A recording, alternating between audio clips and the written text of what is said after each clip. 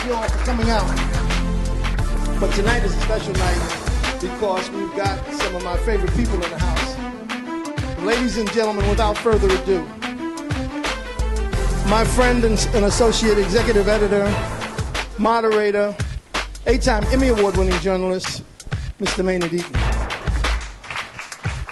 Thank you. It's always a pleasure being here.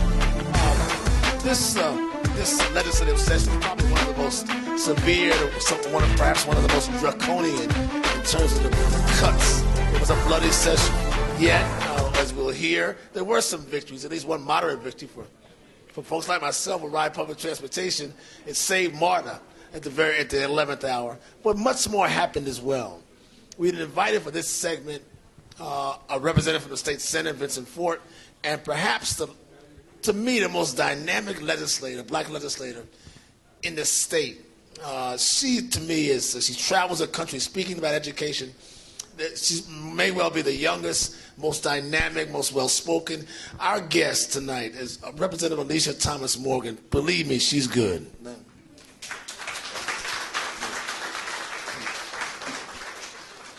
Have a seat. And if Senator Ford comes in, we're going to have him sit here on the side. But right now, we're going to go with the queen of the legislature. Give us a sense, though, Representative Morgan, how tough was this session? I mean, we hear all the dire reports. Was it as bad as we were left to believe? Was it as tough as left to believe?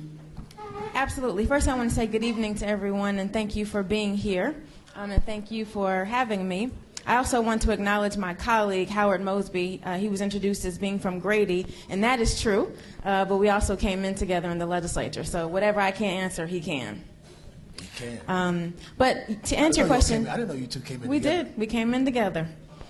To answer your question, yes, this session was very difficult. Maybe not for some of the reasons that others would say, but I think it was most difficult because of the budget crunch that we are in. You know, when Georgians aren't working, they're not paying taxes, and we don't have the revenues that we need to provide state services. And there was a philosophical debate going on in the midst of all of this. So when you have a $4 billion deficit, which is really what it is, just a couple years ago, we had a $21 billion budget. This year it was 17.8. That's a lot of money. It's a lot of money and a lot of people on the end of those, on the end of that deficit. But there was a philosophical debate going on between people like me and Howard and others who were saying when people aren't working, they depend on the safety net of government more than ever before. But on the other hand, there was this school of thought that now is our chance to cut government. You know, we believe that government is already too big, and this is a great opportunity to not fund all of the programs that we wanted to fund. And so it was extremely challenging. Was that due part and parcel to the Tea Party movement and that philosophy? I think that had a lot to do with it. There were a lot of groups that weighed in, but certainly the Tea Party nationally had a strong voice in this. But some of the leaders in the legislature don't need any help in terms of their conservatism and just their belief that we have colleagues that don't believe there should be any government whatsoever. Wow. And so some of the bills that we saw, cutting complete departments out. Like arts was gone, right, for a while. Yes, it was. There was a move in the House to cut the Georgia Council for the Arts, and when it came back to when it went to the Senate, they restored some of that funding. And so, yes, it was very difficult, and a lot of policies that we would have wanted to see were not able to pass because if it had a price tag to it, it was a no.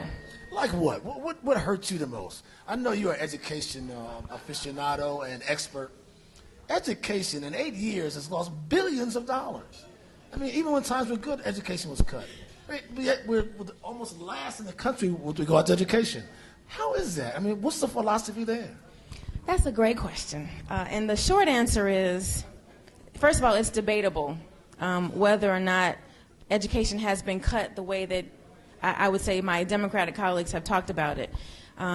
According to the governor, there is more education funding this year than ever before. But at the same time, you're right, when it comes to the quality basic education funding, which is the state dollars that are apportioned to each school district based on the number of students they have, those dollars are shorter. But I think it's important to point out a couple of things. Number one, the way that we fix education is not throwing more money at it. When we look at the D.C. public schools, when we look at, there's a district, Newark, New Jersey as an example. My home. They spend over $20,000 per pupil, and their graduation rates and other numbers are pretty poor. And the same could be said for Georgia. And so the question is not how do we spend more money, the question is how do we spend more money more efficiently when you talk about funding education, and where do those dollars go? I think that the worst of what we saw this session was a lack of movement on education reform. When you say reform, what do you suggest about how we go about doing things, or in the classroom, or the funding mechanism? All of the above. I think we do have to look at funding. There are districts in this state that their per pupil funding is, $5,000 or $6,000. Other districts, it's $8,000 to $10,000. Atlanta, because of some of the grants that they have, is up to $16,000, just depending on where you are in the state. And so there is a question about our schools being funded adequately. But when we talk about education reform, we have to talk about what's happening in the classroom. I think someone from the New Teacher Project said it best. When we make decisions about where kids are educated, it's not so much about the district that they're in, it's not even the school that they're in, it's the classroom that they're in. Who is the grown person standing in front of that child providing an education? And if you look at national statistics, you will see that the teachers who are less effective are more likely to be in classrooms where students are black and brown and are low income. And so if you look at that, not just in Georgia, but all over the country, I don't need to tell you why our graduation rate is really 50%. And so the question... Why is it those teachers are in those classrooms? What do you suspect is a reason for that? Well, there are a lot of reasons for that. First of all, it's hiring practices. It is the fact that newer and less effective teachers are more likely to go where there are opportunities. Right. And then we have a very poor evaluation system in Georgia. Right now, the law allows for every single school district to have their own evaluation system. That makes no sense. So in Cobb County, a teacher is measured one way. In Douglas County or Gwinnett or Butts County, they're measured in a different way. And so when you talk about a quality education in Georgia and ensuring that every child gets a quality education, but the evaluation system is different, how do we know how effective teachers are? And so we have to have those difficult conversations. And you ask, what do I mean by education reform?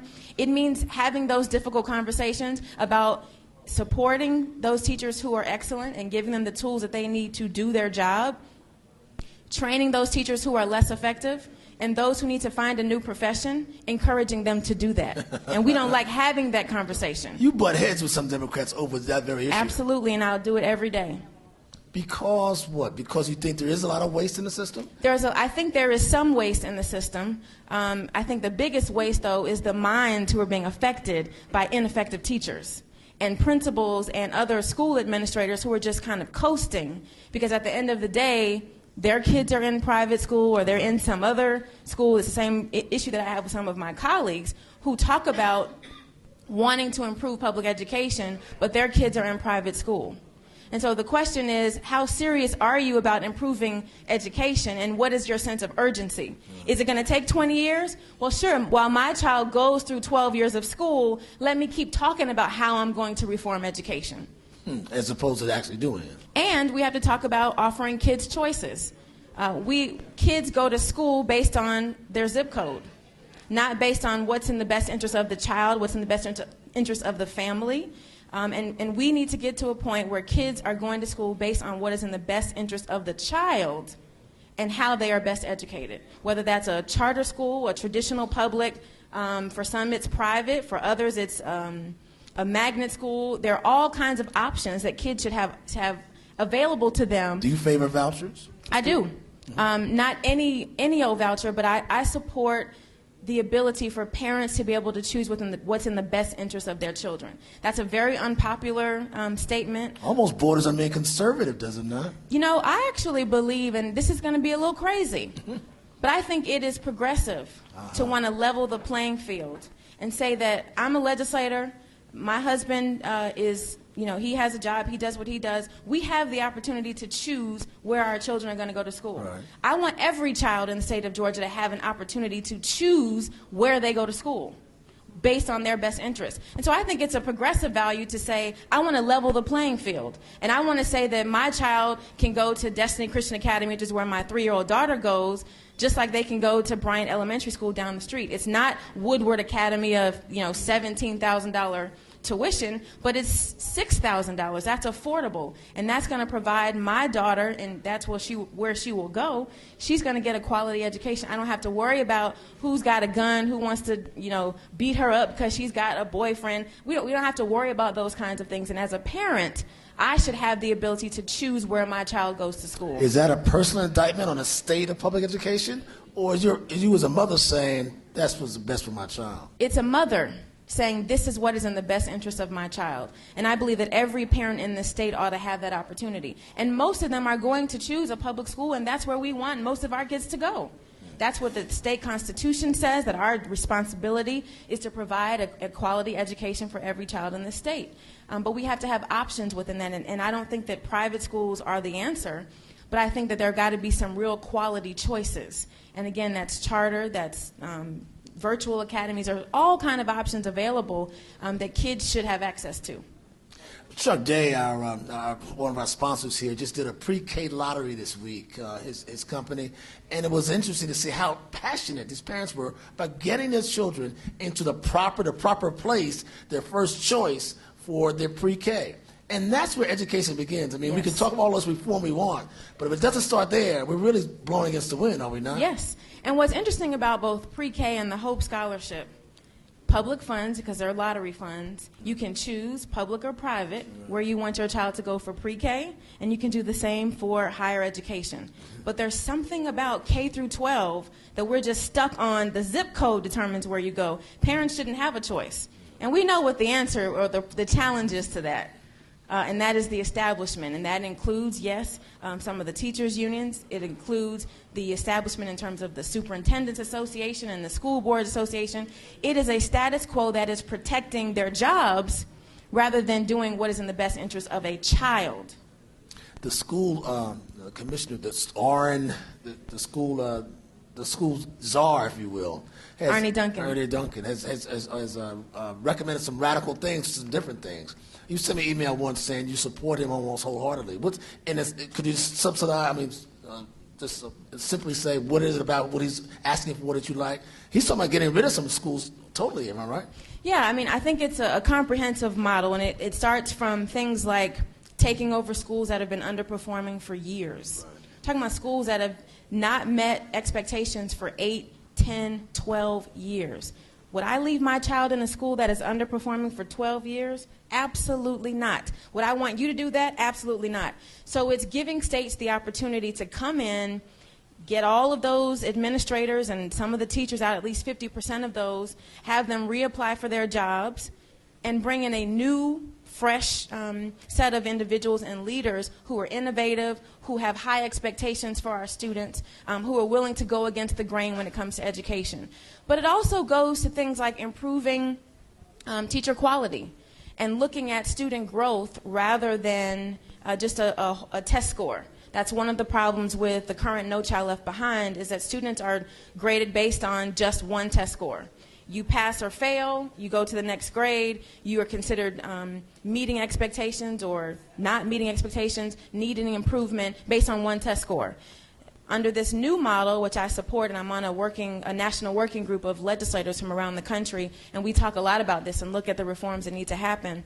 But we're talking about, I think this is helpful to teachers, looking at judging students based on growth. So if I'm a 5th grade teacher and I get a student that comes to me on a 3rd grade reading level and I get them up to the 4th grade, they're still not going past the CRCT, but they've been growing over that year. So it's judging teachers. Yes, they've learned, and it's judging teachers based on what they've been able to do, based on who's coming into the classroom. Now you're traveling the country now doing this, are you not? I do. Because this is becoming your passion and your profession. I get up every morning thinking about how I can improve education opportunities for kids in this state and in the country. How effective were you in doing that in the legislature this session? This session, not so much. That was probably my biggest disappointment, that we did not pass any real education reform. Last year, in 2009, I did pass House Bill 251, which provides for public school choice for students, so that if there is space in the school, students can transfer based on, again, what's in the best interest of the child and the family, as long as it's within the school district. Do you have the support of the Black Caucus in your efforts, or are you? It's pretty split. You know, like many legislators, some of us care a lot about education, right. Others don't. Others, it's health care or economic development. And I think that those who understand education and who are willing to make decisions based on what's in the best interest of their children and others are very supportive. Will we learn much about your thoughts, your beliefs, your passions on education in your new book? And could you just talk about that just a bit? Thank you. I talk a little bit about education in the book, but I really talk more about the need, particularly there's a chapter that's called No Permanent Friends, No Permanent Enemies, Just Permanent Interests. Right. And it's about the lessons that I have learned in working on education policy. When I first got to the legislature, you know, I had a set mindset. I came up in the NAACP. I knew I was against vouchers. I couldn't really tell you why, but that's what I was taught to believe, and so that's what I would espouse. I thought Republicans were all evil. I mean, I had all of the stuff. In fact, you walked out at one point, didn't you? I did, and would do it again. Some of them do have some problems, and Democrats do as well. But I learned the importance, particularly when it comes to black people, about focusing on the issues and not the party. We get so married to, the Democrats. But if you look at the Democratic record, particularly when you talk about issues like criminal justice and how many people are being locked up that look like us, those were Democrats that passed those bills. So we have to start asking the question, where are the issues that line up with us? If you're a Democrat or Republican, I want to know where you are on the issues. I have a Republican friend who says, man, if Democrats were so good for black folks, why aren't black folks doing better? And that's an important question, and we all have to ask ourselves. In 2010, we have more black elected officials than we've ever had in our history. So why, when it comes to every important indicator, are we at the bottom as a community? Right. And I think that the problem is, I ask this question. Insanity is when you keep doing the same thing and expecting different results. But what is it when you have no expectations at all? And I think that's the problem with elected officials, that we don't have expectations of our constituents to be involved in this process. And constituents don't have many expectations of us. Well, that's just true. And when you have that ongoing cycle, you can have as many black elected officials as you want, because no one is going to ask me, what have I accomplished this session?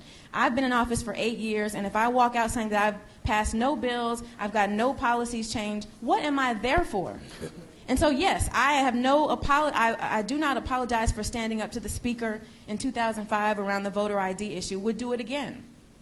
But at the same time, when it comes to providing opportunities for kids to be educated, there was House Bill 251. When my constituents were affected by the floods of 2009, I had to get down to the legislature and do something to help my constituents. And so I passed House Bill 1019, which allows for any Georgian, provided that the governor signs the bill, who was affected by a federally declared disaster for a period of 60 days to be able to get their state documents replaced for free. That's going to the legislature and using the process to help people. Because if you're not doing that, what are you there for? Thank you. But you hear many Democrats and black elected officials say, well, it's Republican dominated, so I can't get anything done. I hear it all the time, and I used to say it myself. And I believe that. And there is some truth. I think it depends on what issue you work on. But I also think and this is what I do talk about this in the book as well, you have to learn to choose your battles. And I have learned that. I mean, the first 3 years of session, every single issue that I cared about, I was up in the well, raising hell, taking names, all of that. And I think that there's always a time and a place. I never want to get to a point where I'm not standing up for my very strong convictions. But at the same time, it's choosing my battles and at the same time developing relationships. And I don't think as a Democrat you can go in the legislature or any body and say, well, I'm a Democrat, you're Republican, so we can't work together. Not when they have the control. Exactly. You've got to figure out, how do I work this process without selling my soul, with standing up for what I believe in, staying convicted in my passions, and still getting things done. Can you still do that today? Is it still worth it being a young, dynamic black elected official? Or is it, I've heard some frustration in your voice at times with Democrats and Republicans, with black folks and white folks. Is it still worth it? I mean, are you still enjoying it? Are you going to stay there or move on up? Well, do I enjoy it? Overall, I do. You know, it's an incredible privilege to be able to serve, particularly in elective office, and be able to use your position to help people and to leverage whatever power, quote unquote, you have to provide resources in your community in whatever way that is. Is it frustrating? Absolutely, and I do get frustrated with my colleagues, Democrat, Republican, white, black, you know, young, old. But I think it's a frustrating process, and that's what happened. And it's the beauty and it's the weakness. I think when you have all these people who come from different walks of life all around the state, who have different opinions, different life experiences. So it's something that I want to continue to do at least for a couple more years, and I'm thinking about what my next steps are. You've been urged to move on up. I have. Perhaps what sort of offices might that entail? He's good, isn't he? I mean, he's really going to work this. Well, one of the things that is on my plate of consideration is State Superintendent of Education. One. I'm glad y'all are clapping. I was hoping you'd say that. I'm strongly considering that. This? No, in 4 years. 4 years. Yes. Lastly, we hear so much about black elected officials. And you hear them disparaged. You hear them complimented like yourself. You ran for the chairmanship of the Legislative Black Caucus, the largest in the country, 2 years ago. Am I correct? Yes. Didn't win. Vice chair. Last year, okay. I hear it all the time. I mean, what are they doing? Why can't they get anything done? It's just a lament that you hear. It's almost it resonates in almost every conversation about the Georgia legislature. How do you answer that? What should I answer that? Are they largely ineffective? Are they disjointed? Or is it just the nature of the beast that they can't get much done because of the Republican stronghold? Unfortunately, I would say it's all of those things. I think there are a lot of dynamics within the Black Caucus. Indeed, we're the largest in the country, and we're very proud of that. But I don't think we leverage that in the way that we should. I think part of the challenge is many of the Black Caucus leadership, if you will, even if they don't have a position, are in leadership within the Democratic Caucus. And so I think the agenda gets lost. So if the Democrats have an agenda, whatever that might be, the Black Caucus tends to follow that. And the people who are leading within the Democratic Caucus push that agenda, and unfortunately I think we tend to follow suit. But I would say on an individual basis, there are many Black Caucus members who have been able to successfully pass legislation. Senator Jones, who is our chairman, passed a zero-tolerance bill this session that is really going to help children in schools not be affected and really be funneled into the juvenile or criminal justice system. And so individually, there are members who are working hard and getting things done. I just don't think that we leverage the opportunity to work together as a group. And that's something that I think a strong chairman would be able to do. And they'd have a lot of work to do. I'm not running for chairman anymore. I'm leaving that to someone else. And you said you're not going to run anymore. Was it that bruising? I wouldn't say it was bruising, but I think, I ran for chair 4 years ago and ran for vice chair 2 years ago. And they'll probably kill me for saying this, but when I ran for vice chair, there were more votes cast than people in the room. And so no one could really explain what happened in that election. And so that was enough for me to realize that it probably is a good idea to use my leadership ability somewhere else. And so that's what I've chosen to do. And I'm unapologetically Black. I will always be involved in the Black Caucus and do what I can to help. But that's not where I want to use my leadership abilities. Anybody with questions for this young lady before we go on? I want to ask one last question before we leave. And then question, please. Steve will have the microphone for questions right here. Give me a sense, please, Representative Morgan, what this transportation bill means to commuters, but most of all to public transportation folks like myself. How important is it? This was really important, was it not? It was very important for one reason, and that is that there was some movement. It was not important because of what it actually does. The transportation bill that we passed does a couple of things. One, it takes off the chains, if you will, from MARTA and the 50-50 rules that they have in terms of how they can spend your money. I don't live in Fulton or DeKalb, and the state does not support MARTA, so why we have so much power over them is beyond me. That baffles me. It is very, and we're one of the only states in the country that does not support public transportation, so it makes no sense. But the second thing that I think is important and is moving in the right direction is it allows for regional plans to be put together. And what will happen is in 2012, on the ballot, we will be able to vote as a state on a 1-cent sales tax increase. And regions can then get together and plan and decide how they want to use that 1 penny increase. And so there was a little bit of progress, but absolutely not enough. And it's going to take some real leadership, not just from DeKalb and Fulton, but all over the state, and certainly the leadership within the legislature, to stop looking at MARTA as a black run, all of the things that you could think of them saying is what they say, and look at it as an economic development tool, right, moving people back and forth to work, so that this state can get back on its feet. One question now from.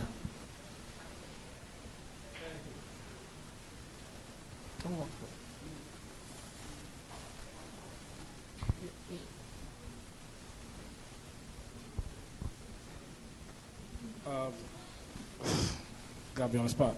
How was your relationship with the Secretary of Education now? Your working relationship, was it Kathy Cox?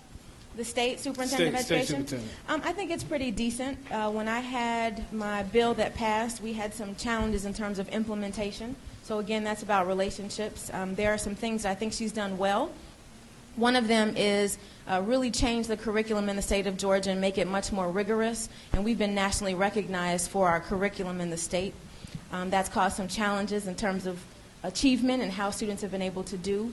But I do think that some areas that I'd like to see some growth in her is not supporting the status quo so much and instead doing what's in the best interest of families and parents and children, of course.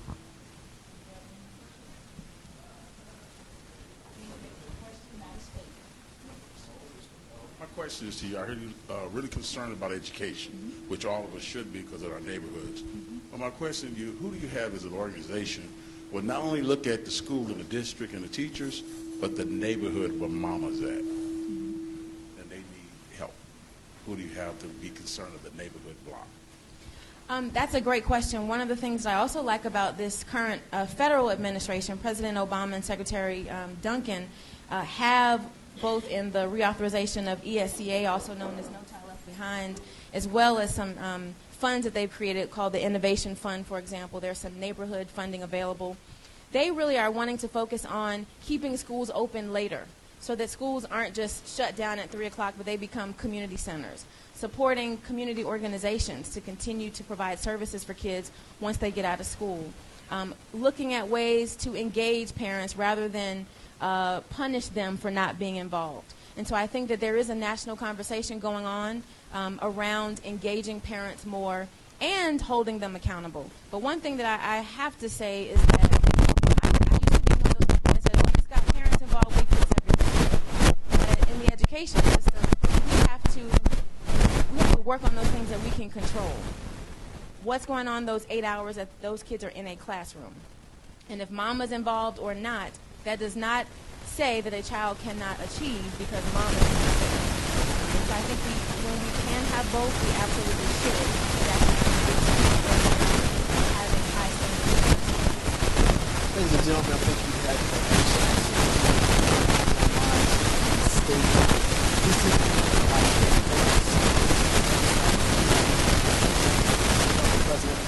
this to me is statewide. No apologies.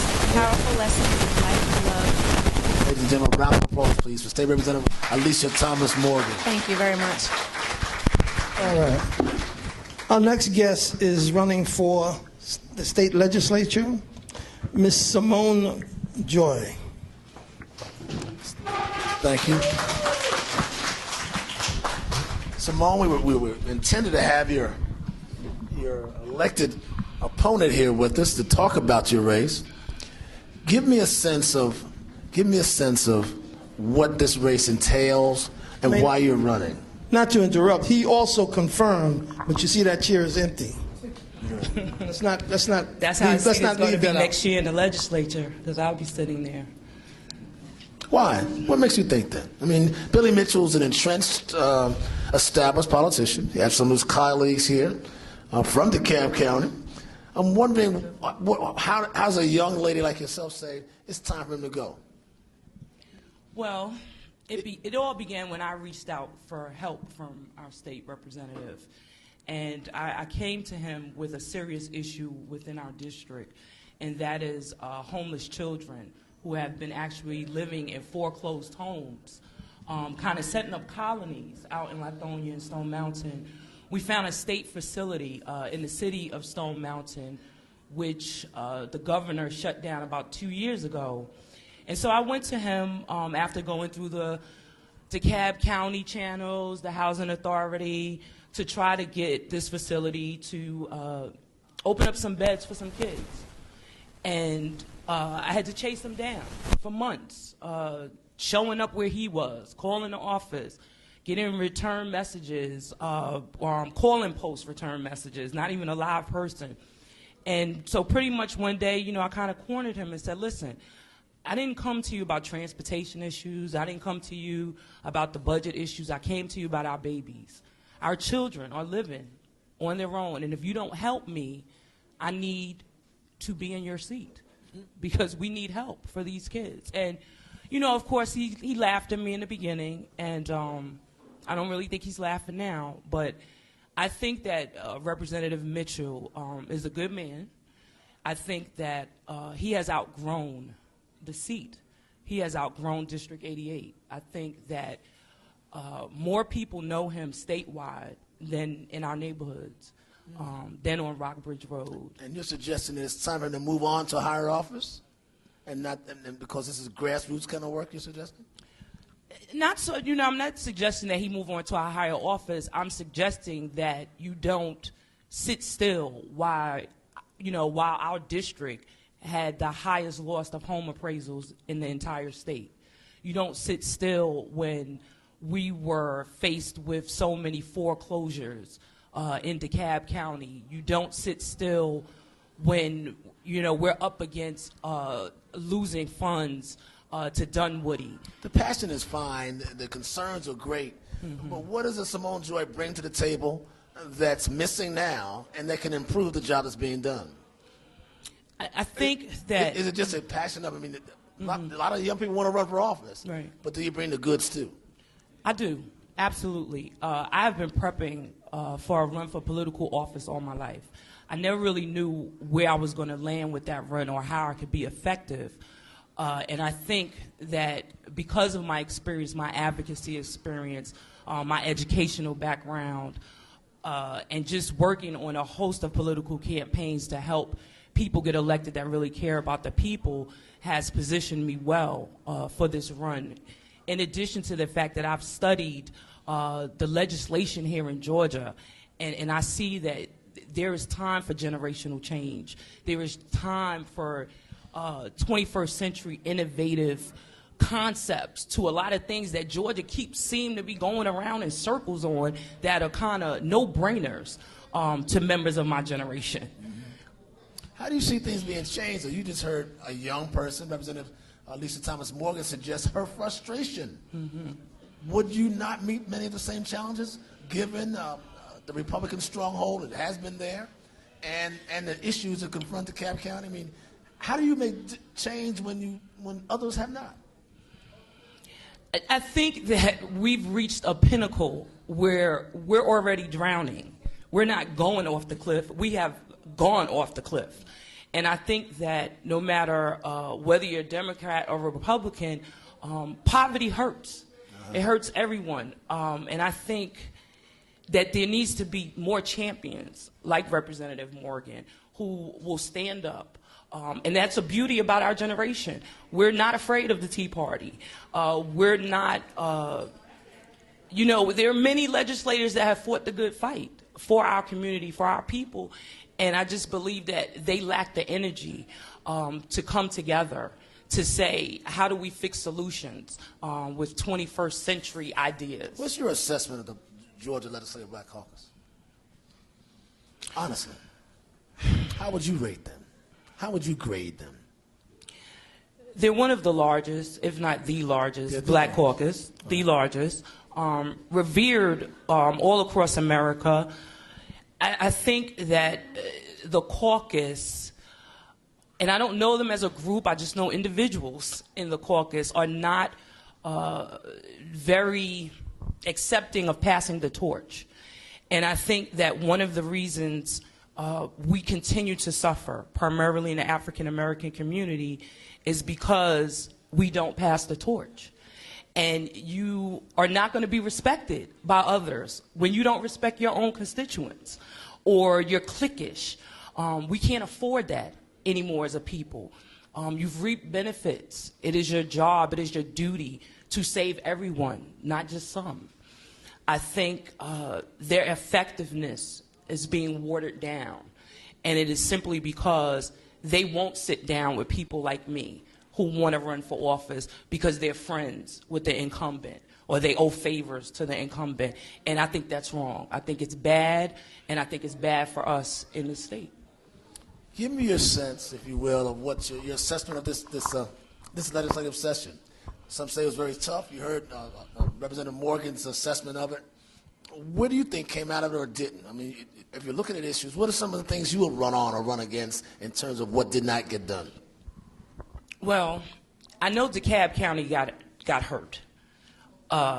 This whole 2010 Transportation Act that's out is going to double our investment within statewide transportation, and I think that's very unfair.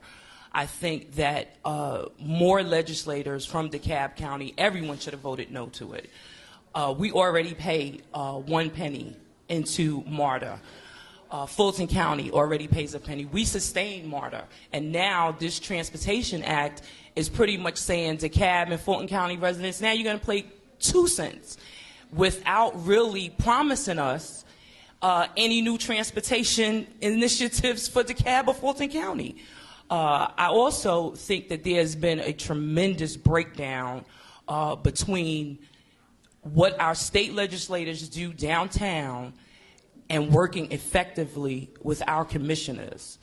You cannot run the county from the State House. You must work together with them. And when you have commissioners saying, this is bad business for us, this is bad for the county, I think that more of our state legislators need to understand how we need to work together. And so I think DeKalb County took a great hit with that. I think that the legislature has seemingly balanced the budget on the backs of poor people by removing a low-income credit, and they did that very quietly. The last day. The last hour. That is going to affect many poor families in Georgia. It's going to affect single income seniors. But if you don't have the votes and you don't have the clout, how do you stop Republicans or others from doing just that? Well, the same way we need their votes, they need ours. And I find, I can't speak on many other records because I've only been studying the incumbents, but I find that we have given away far too much than we have received. And I'm not really sure why that is, but the same way, although the Republicans are in the majority, Democrats can block a lot of the things they want. And so there's a balance there that I think has tilted just because it's the majority or because some of our legislators have forgotten why they sit in those seats. I got to ask you this question. I mean, I've known you for a while. Is this political passion on your part or a political power grab on your part? I think you must have passion to be successful at any job that you do. So it won't be work for me. I think that in any area right now today in Georgia where you have people who are stepping up to say, I want to be a part of the change that our nation has promised, whether it's the woman who is running her own business, struggling to get grant funding, or whether it's that nonprofit organization, or whether it's an attorney who's saying, hey, let's look at helping steer our young brothers away from the criminal justice system. I think we all need to have passion right now and compassion, because our people in Georgia are really hurting. You didn't talk about the need, the desire for power, though. Is it you see this as a power position? I mean, DeKalb's a powerful county, especially for black elected officials. Well, power concedes nothing without the work in it. You know, is it a powerful position? I don't know yet. I'm not impressed with the people who are in the seat right now. I don't look at him as a powerful person. I look at him as a public servant who is there to serve the public. Will it garner power for the people who live in District 88? Perhaps, because we're going to get all the money when I'm elected. There's not going to be this issue of who we're selling out DeKalb County to, or Gwinnett, or why does Dunwoody get to walk away with $7 million in bonds for one of our parks? You need people that will speak up. So if that's a powerful move, then so be it. Ladies and gentlemen, Simone Joy running for state office in District 55. Any questions for me before we go? Any questions for this candidate at all? Okay. Jim, welcome. You're on. Thank you, Simone. Appreciate it. Representative Moses, come on for a second, please.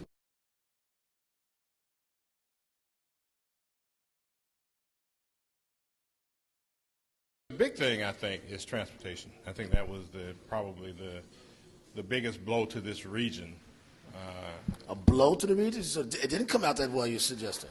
That's me. Well, I want to hear what you're going to say. I was one of the 29 that voted no against that transportation bill. Primarily because, first of all, and we're getting ready to get into the legality of how this law was passed. It's going to put a referendum on the ballot in 2012 to vote for some transportation projects. My understanding of the law is that needs to be constitutional, a constitutional majority to pass that law. But they made the law statutory, which meant that they only needed a simple majority to pass the law. So I think that, number one, that the law in its face is illegal. Number two, in this region, the 10-county metro region, Fulton and DeKalb and the city of Atlanta already pay a penny sales tax. Getting Fulton, DeKalb, first of all, we pay a penny sales tax that we don't control. Right, the state controls it. You want to levy another penny sales tax that we won't be able to control. Why would we do that? And Alicia just talked about doing the same thing and expecting a different outcome is insanity. So why would we do that? I think it'd be a hard sell to get the citizens of Fulton and DeKalb County to vote for another penny. Third, that bill, even if you vote for that penny, that money is not guaranteed to go to MARTA. So it's up to this new governing authority in that region to determine what transportation projects will be funded, whether it's roads, transit, or what have you. And there is no guarantee that the people in Cherokee County will be concerned about making sure that MARTA is a functioning entity in Fulton and DeKalb County. But they can use that money. But while they were raising the money in that project list, MARTA would never show up. Wow. Well, wait a minute now. All the kudos, all the headlines about Atlanta's mayor negotiating this sweetheart deal and railed against some of you Democrats for not going along with it. Wasn't all that? Obviously not. You didn't vote for it. Well, you know, I respect Mayor Reed and the effort that he did in order to move this transportation bill forward. Let's talk about what it could do.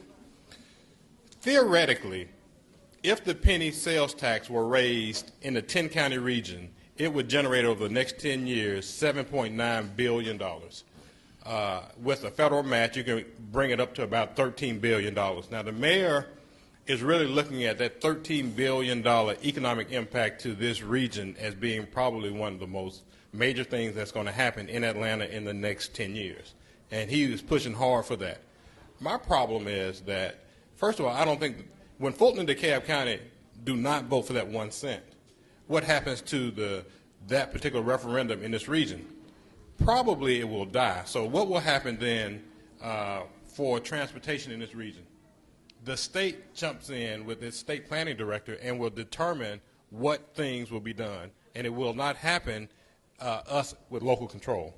So the downside was so high to me that it wasn't worth the possible upside gains that the mayor was really banking on. And politically, you're saying it's not going to fly. You don't think No, I don't. You don't think the MARTA issue is that hot for folks? You're not going to get more. Well, first of all, on July 1, MARTA is going to reduce the size of its service by about 25%, no matter what we've done, because that bill, number one, goes into effect January 1, 2011, to give them the flexibility on this 50-50. Right now, that 1 cent raises $300 million in this region. Well, in Fulton, DeKalb, in the city of Atlanta, raised $300 million. Half of that can be used on operation, which is $150 million. The other half on the capital that's restricted. Right. MARTA getting access to that other $150 million, $140 million of it is already allocated to debt service. So how much money does MARTA get? Wow. $10 million. What can MARTA do with $10 million with a $120 million operating deficit? Your bus routes will go away. There is nothing that we've done that solves that. I thought there was. No, it's not. I'm stunned. I mean, I'm sorry. Excuse me. I'm stunned. I mean, I was under the impression that MARTA problem had, quote unquote, been solved. At least we'd leave for a while. Yeah, that's part of the political spin. You know,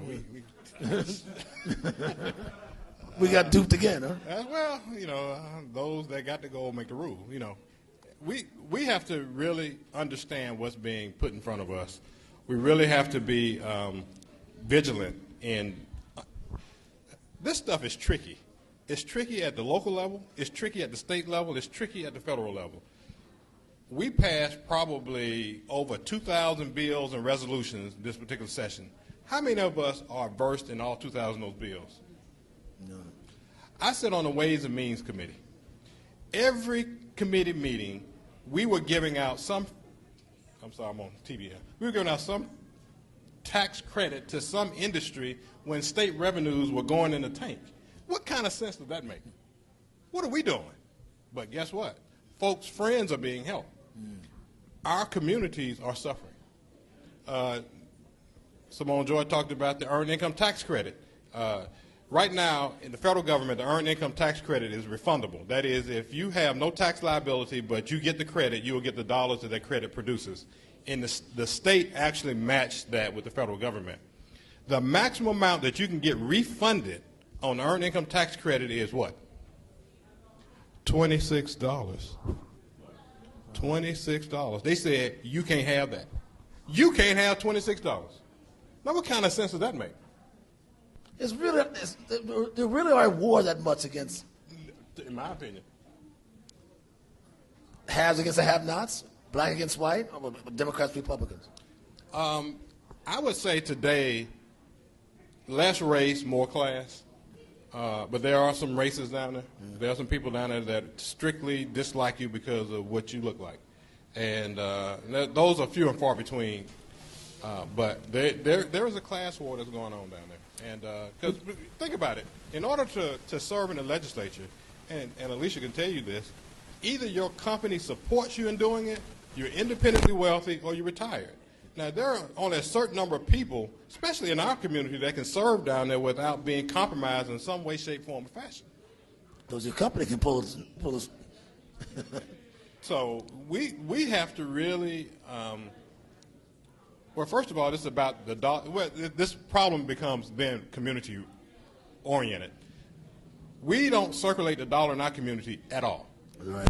So I can't provide a job for nobody in there.